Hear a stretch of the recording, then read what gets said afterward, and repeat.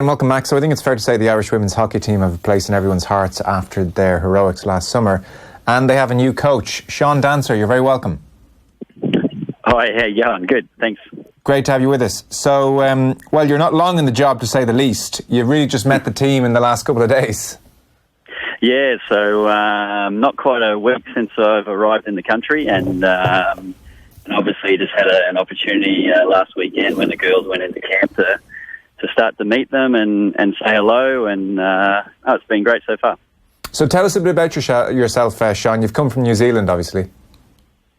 Yeah, so I am an Australian, and I've been sort of travelling the world, playing and coaching for a long time now, and obviously I was in the New Zealand setup before this, so been an assistant coach in their program for roughly 10 years, and now I've got the opportunity, which I'm delighted, and I get the opportunity to try and lead Ireland.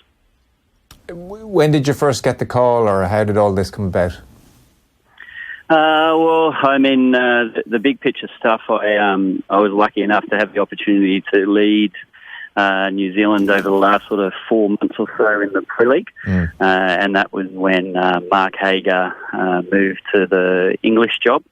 And what I sort of got out of all that is I actually really enjoyed leading the group and trying to develop my ideas on the high performance stage. And then obviously when Graham was appointed the New Zealand head coach, it presented an opportunity to come to Ireland. There's a certain symmetry there with you going one way and Graham going the other. I understand you sat down and swapped some notes and were pretty open with each other.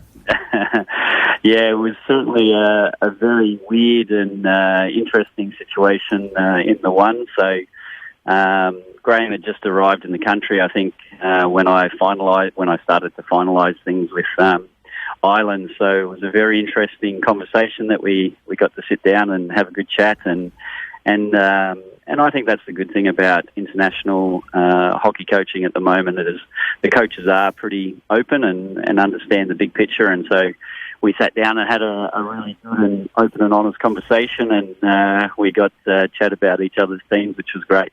It's never a small decision to come to the other side of the world. I presume there's a family meeting and a get-together, and, well, how is this all going to work?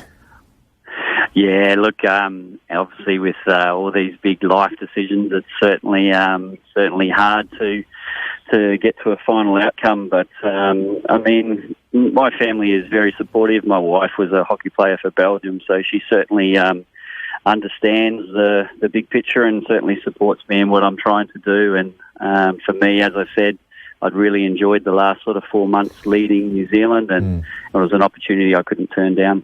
I was reading she's just started a PhD.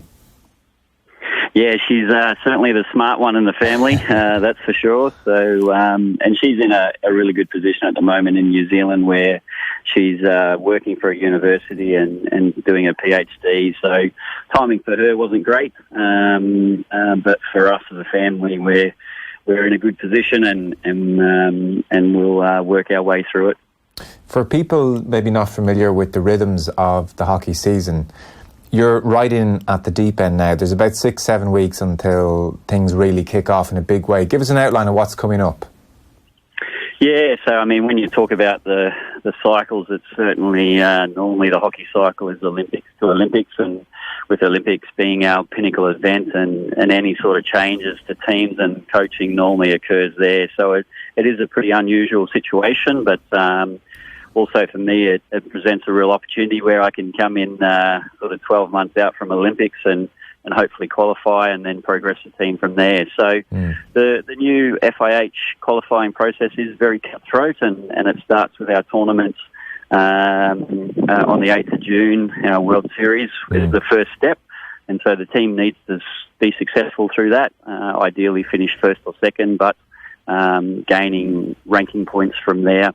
The European tournaments, European Championships, a little bit later towards the end of August, is also part of the qualification, the Continental Tournament, where the winner gains qualification. And then if you haven't been successful after that, then you go into the qualifying games last week of October, first week of November.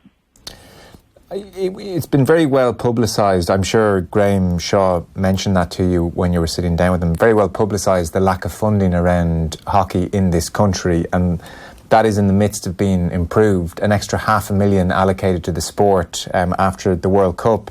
And I see here, well, one of the reasons you're talking to us is that Park Developments, who are one of Ireland's leading property development groups, have announced investment in Irish women's hockey over the next 4 years. And this is going to see, I'm reading, an initial group of 23 players supported between now and the end of the qualification period for Tokyo in December. And that's guaranteed for 4 years. It'll supplement the support provided by Sport Ireland and Sport Northern Ireland as well. So in pragmatic terms, will that mean you have kind of professional / semi-professional players at your disposal, or what is the plan? Yeah, look, I think it's a very exciting time for Irish hockey, for the women's program, for the players, everybody involved, to certainly get that extra funding.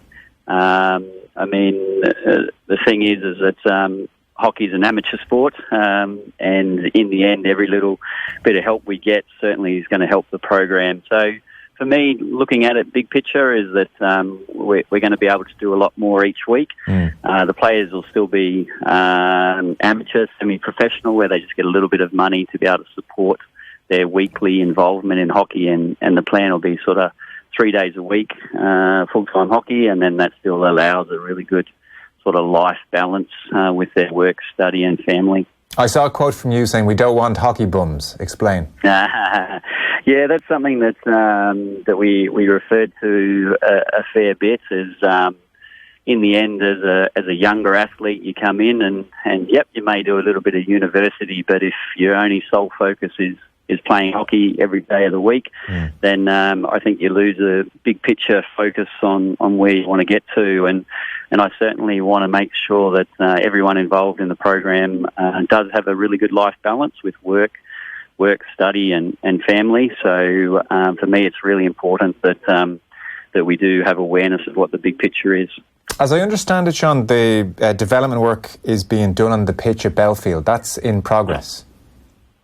Yeah, so that's the Sport Institute, and so once again, that's a great initiative, and it'll be a great resource where we have the ability to, I suppose, train and play together as a group, but then have access to the facilities around, and once again, everything's moving in the right direction towards a more sort of professional program, which is certainly needed on the world stage these days. Yeah, absolutely, and long overdue. And I presume for you that will mean you can organise high-quality matches against high-quality opposition in certain pockets or certain windows. Yeah, I mean, the ability to be able to host international teams, and it's something that I'm very keen on, to try and create some good relationships with some of those best teams in the world. And for me, that's a great way to be able to progress our team, is to constantly, first of all, I suppose, test yourself against the best teams in the world, but also, to me, it's playing those guys more often gives your team more confidence. So in the heat of the battle, in those critical moments, if you know that you can perform and compete against those best teams on a regular basis, then you should have a lot of confidence. From a playing style point of view, what are you hoping to do with the team?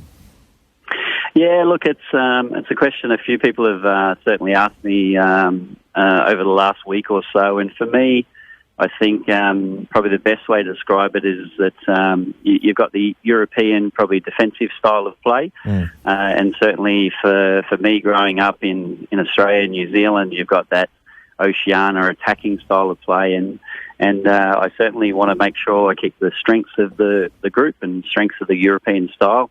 And where possible, I'll just try and adapt and start to develop that attacking style. It's a funny thing in all sports, isn't it, why certain pockets of the world play a sport a certain way. I didn't fully realise that defensive hockey was maybe more of a European thing as opposed to your part of the world. Any theories as to why that is? Yeah, look, it's a really interesting question. I think there's probably a number of things to do with it. Probably the main thing, I suppose, is just around that mindset. We talk about an attacking mindset. We talk about killer instinct. And that's, I suppose, driven into us as players at a very young age, not just in hockey, but in every sport. So I think that's sort of developed from there. But yeah, look, it's a very interesting question. For sure. And for people listening who remember the World Cup so fondly already, you always want to be fair to a team as well. What are realistic expectations to put on the team, Sean? Well, look, the performance at the World Cup was outstanding, and I certainly was a big fan of the team going into the finals and certainly cheering them on, especially against Holland. So for me, they took every step in their stride and kept progressing. So we're ranked 8th in the world now. I'd certainly hope to see that ranking improve, and part of that is, first of all, obviously qualifying for the Olympics, but then doing well at the Olympics. So for me, I've got, I suppose, big expectations, big goals, but also I think as a group we should have a lot of confidence that we can do that based on what we did at based on what Ireland did at the World Cup last year. Okay. Well, listen, I know you're getting to grips with everything at the moment. You're not here long. Welcome aboard. Hope it all goes well. I'm sure we might check in studio someday soon. Excellent. Thanks for the chat, and look forward to talking to you again later on. Good man. Thanks very much. Sean Dancer there, who is, as of the last week or so, in the country and very much the coach of the women's Irish hockey team.